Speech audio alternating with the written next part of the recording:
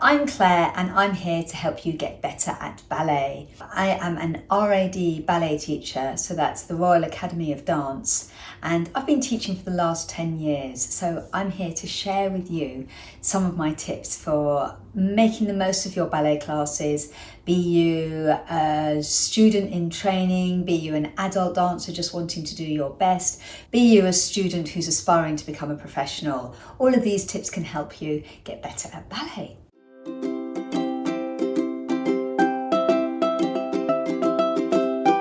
So, it's a little bit of a giveaway. It is Christmas, so I know this is probably going to look really dated in a few weeks' time.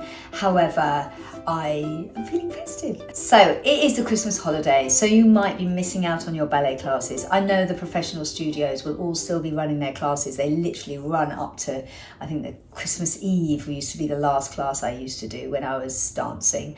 But you know, you do need to give yourself a rest, especially if you are an aspiring professional. Make the most of that break. There's no point in going to the gym on Boxing Day. Your body needs a rest. So do enjoy your Christmas, especially if you've been training really, really super hard. You need to have that recovery moment, but that's another video to have. This video is about how you can fit your ballet training into your day-to-day life. Because let's face it, unless you're training to be a professional, most people are just doing one ballet class a week. Some people are super dedicated and are doing multiple, but most people that I teach, most adults that I teach, are doing one, maybe two classes a week. So I thought I'd share a few tips for you to help you integrate your ballet practice into your day-to-day life. Because at the end of the day, one ballet class a week is going to be very slow progress for you. So if you want to speed that progress up, you need to add a bit of practice. And the more times you can go into ballerina mode or ballet dancer mode, the more times your muscle memory will remember that connection, and it will become more automatic and more second nature. And you won't really have to think about it. You'll just go switch into ballet mode whenever you go into ballet class. So it's a good idea to practice at home. Now, it might be that you want to build up your strength, your balance, or it could be just that poise. Yeah, so whatever it is you want to practice, that's what you need to bring into your home practice. And it's important to say that the way you practice is crucial. Okay, if you're just ticking a box and going, yeah, I'm doing my pliés, yeah, it's 2 down, 2 rises, tendu, change legs. Yeah, it's not really with that mindful focus on, am I holding my core? Are my hips neutral? Are my shoulders relaxed? Am I looking out to my audience? So little details like that are what makes your practice really, really mindful. Are you holding your turnout in the tops of your legs? So all those little details which you need to think of in class, you need to think of in your home practice as well.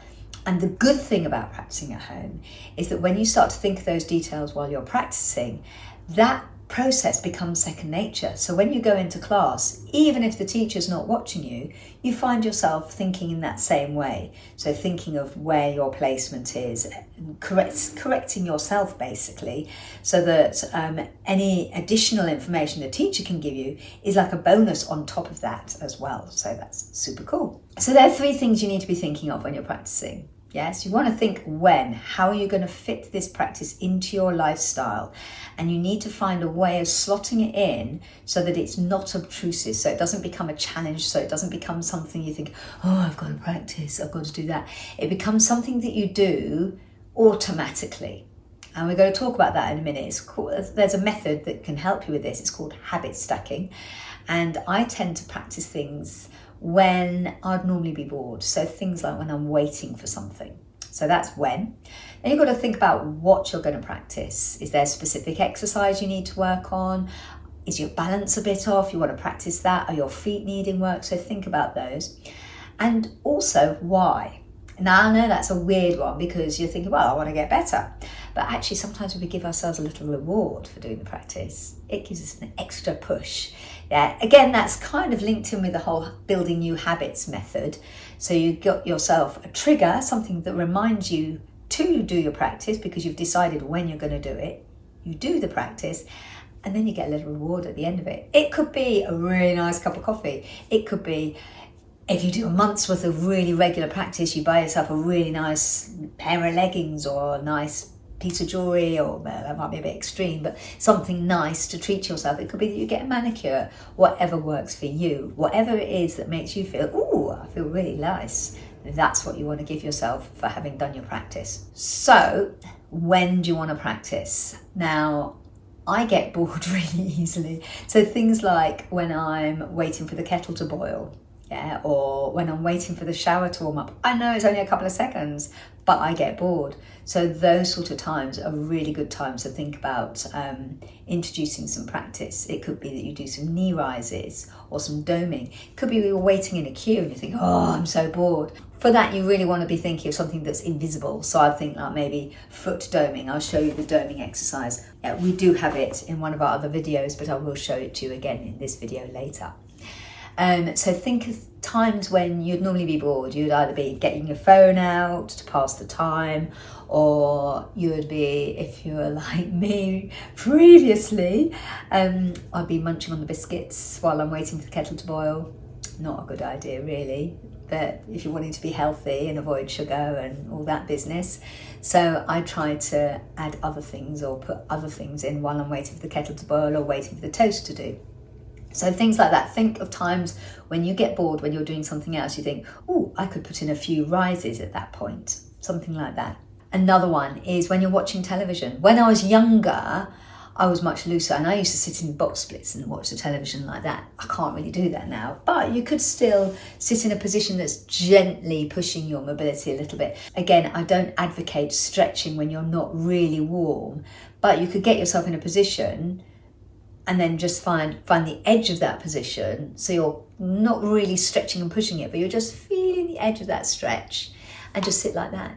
Yeah, for example, I could sit with my legs in frogs and just lean forward a little bit, so I can very slightly feel that in my hips. I'm not hurting myself, but I'm just gently moving my hips. And you might want to not stay there forever. You might want to swap legs. You might want to sort of even do like little movements where you're, for some of you, I've shown you this movement where you're going from one movement to another. So, or if you're super loose, you could sit with your legs straight in front of you and sit like that. I can feel that stretching my back and the back of my hamstrings. So things like that will really help increase your mobility without putting too much strain on your body. Again, be really mindful of this. Do not do it if it's a cold room for a start. And also don't be pushing your stretching, just be gently moving into it.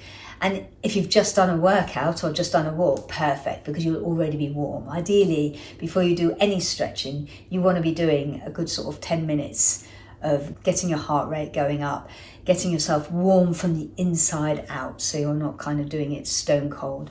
Basically, our muscles are a bit like blue tack, yes? You know when you first get blue tack, it's like stone cold, it's like a piece of rock. You have to warm it up a little bit and then gradually mobilize it and stretch it. That's what our muscles are like. You need to gradually warm them up a little bit, get them, get the blood flow going so the core temperature goes up, but also get them very gently moving so that they're a bit more mobile and supple before you actually do any stretching. So think about that before you actually do sitting in box splits or something while you're watching the telly. Exercises to do. So the first one I mentioned, or one of the first ones I mentioned, was doming. So I'll take my socks off for this one actually. So basically this one is the one where you are basically not letting your toes curl up. You're keeping your toes flat and you're lifting this part of your foot. You're going like that. Okay, so you're basically working the underside of your foot. And that is a really good exercise for increasing the strength in your feet. Another one is literally just bending your toe and pointing your toe, bending your toe and down.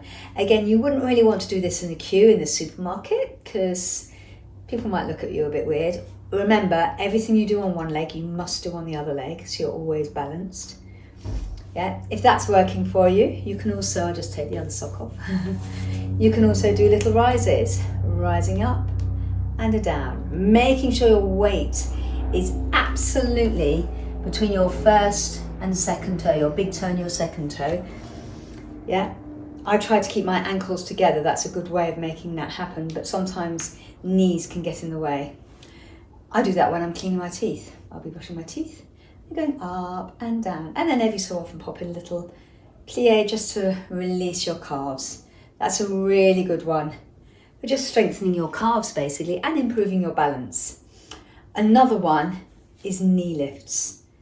And again, I'm going to go back a little bit here.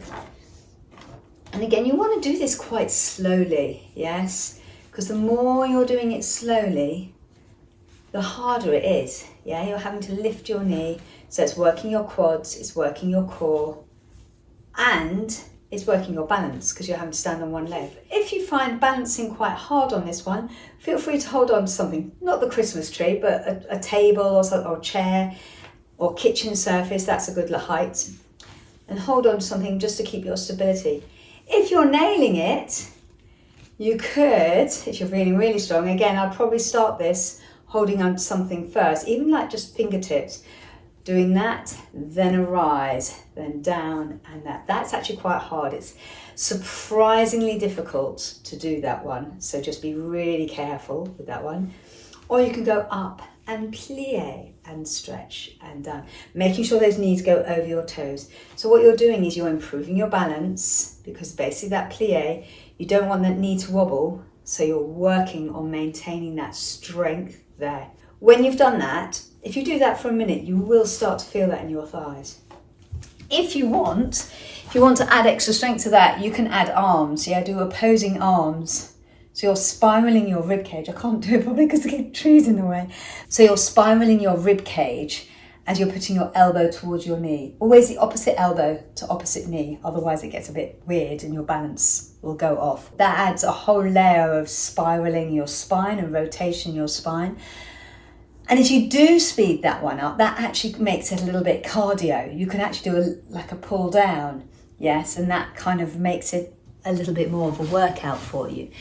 And again, it might not feel like a workout at first, but if you do that for a minute or more, you will start to feel it. Of course, you could do the more traditional ballet moves. You could do get yourself, making sure that turnout is beautifully spiraled in those hip sockets, hips neutral, engaging that core, ribs away, and doing lovely plies. Or practicing your tendus, so you go ankle, then the toe, toes, then the ankle. So really making sure they're right in front of your belly button. And you're just practicing these little movements that are getting you into ballerina mode, but are also reinforcing those neurological pathways that make your body just go into autopilot when you next get into class. Also, another good thing to practice, which might feel ridiculous, but is your presentation. Even when you're doing your knee rises, think of looking out beyond the horizon. Imagine you're looking right out to sea, right out to the furthest point of the horizon. So it means your eye line's slightly higher than normal, and you're lifting your face and you're presenting out, because it's that section of your body that kind of gives you that presentation as a dancer. And no matter what kind of dancing you're doing, whether you're just doing an adult ballet class once a week or once a month, if you're a teenager and you're just doing some ballet for fun, if you're practicing to become a dancer, that presentation is important for everybody. That's part of what makes dancing feel so lovely, that presentation out to an audience, even if you don't have an audience. It just makes it feel magical and it makes it something special. So I've talked about when to practice, slot it into your life, find a slot, find a thing that you do already which would work nicely with a little bit of ballet practice. I've talked about what to practice, what exercises you can easily include in your day-to-day life. And we've talked about a why. I haven't talked hugely about why, but always, yes, the why is that you want to become a better dancer, or you might want to become fitter, or you might want to have better balance. Yeah, you might have all sorts of motivations. However, we're quite materialistic creatures. So if you have something that really excites you as well, then that's a really good one. I did have as my reward for completing the tasks that I promised myself I'd do in a month. I had my reward as the bread and butter pudding from the cheese room in Rochester. It's delicious, and I have it with ice cream as well. Amazing. However, it's not really the healthiest of treats. So I actually do find I get a very similar reaction when I go shopping. If I buy something nice for myself, like a nice dress or a nice tracksuit or a nice top. So again, not something I'm going to do every single week, but maybe once a month if I've actually been really good with my goal setting, I'm going to buy myself something lovely. So feel free to find whatever works for you. And it could be a massage, it could be a spa day, it could be anything. But it's got to be something that you think, oh, I'm really excited about that. That's really nice. Or when you get it, you think, oh, this is lovely. Okay. So I hope that helps you. You've got your when, you've got your what, you've got your why, the 3 W's of practicing. And hopefully it will help you achieve a little bit more of a goal with your dancing. Hopefully it'll make you a bit more stronger or help you balance or just help you improve everything with your day-to-day life, because at the end of the day, dancing is a really good way of keeping active and making sure that you're fit and healthy and strong, ready to take on the world. If you want to dance with me, check out bridgeballet.co.uk, and from there you can book live dance classes with me. If you have children and you're based in Medway, I do have dance classes on site for children in Medway and for adults. But for adults, I also have online classes. So if you fancy coming along and joining us from wherever you are in the world, I have had people dance with us from all over the place, from America, from Canada, from Australia. So it works for everybody. Although you might find if you're in Australia, you might be doing your adult ballet class at 10 o'clock on a Saturday night, which isn't really ideal. But yeah, that's a great way of dancing with me live. If you are in Australia and 10 o'clock on a Saturday night doesn't work for you, we have the bridgeballet.club, and that way you can enjoy a ballet class with me or any of my workshops. I'm busy uploading my little workshops as well, and also I'm increasing my number of absolute beginners classes as well, and you can join the bridgeballet.club and you can have a ballet class anytime, night or day. Perfect. Anyway, now have a lovely Christmas if I don't see you before, and take care of yourself and keep dancing. See you later. Oh, I nearly forgot. If you like this video, do subscribe, because I'll be posting more. Do share it with your friends so we can spread the word. The more people I can help with their ballet, then that's fantastic. If you have any questions, pop them in the comments below and I can help you. If you've got anything specific, you think, how can I help that? How can I fix that? I would love to know, so then I can do a whole video on how to fix that issue. Anyway, take care. See you later. Bye.